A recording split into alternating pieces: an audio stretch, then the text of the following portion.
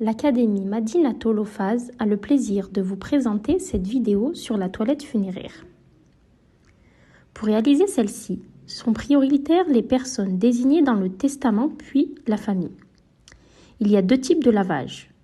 Le lavage minimum, c'est le lavage obligatoire qui consiste à passer de l'eau sur tout le corps.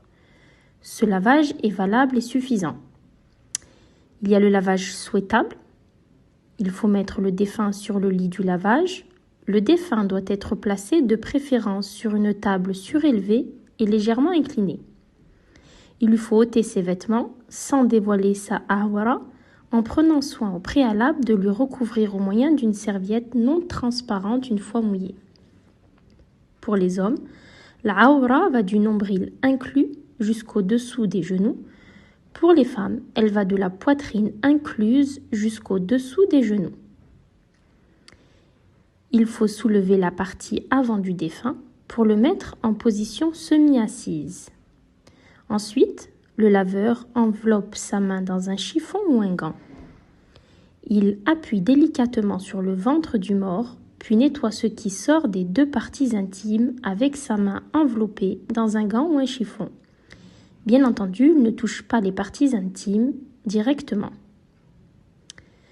Le laveur dit Bismillah et émet l'intention d'effectuer le lavage ghusl. Il lui fait les ablutions comme pour la prière. Pour le rinçage de la bouche et du nez, il suffit de les essuyer avec un coton mouillé par exemple.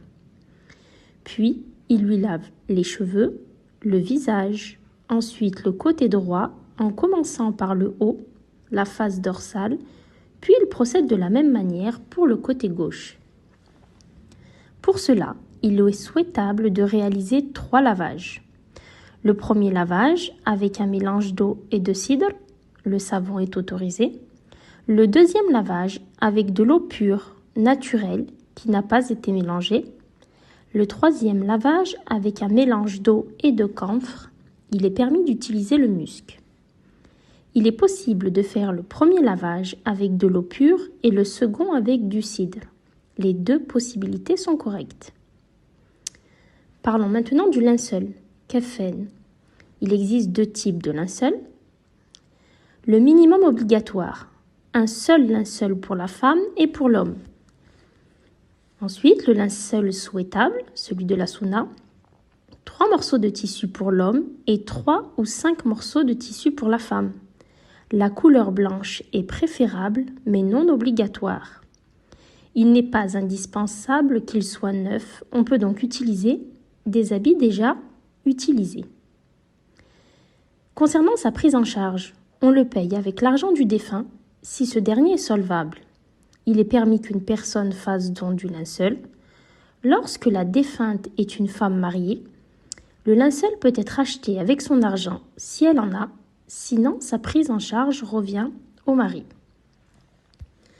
Qu'Allah récompense le cheikh ainsi que toute l'équipe qui a participé à l'élaboration des conférences concernant les rites funéraires et de ce livret.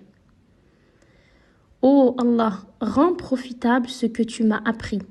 Apprends-moi ce qui me sera profitable et donne-moi plus de savoir.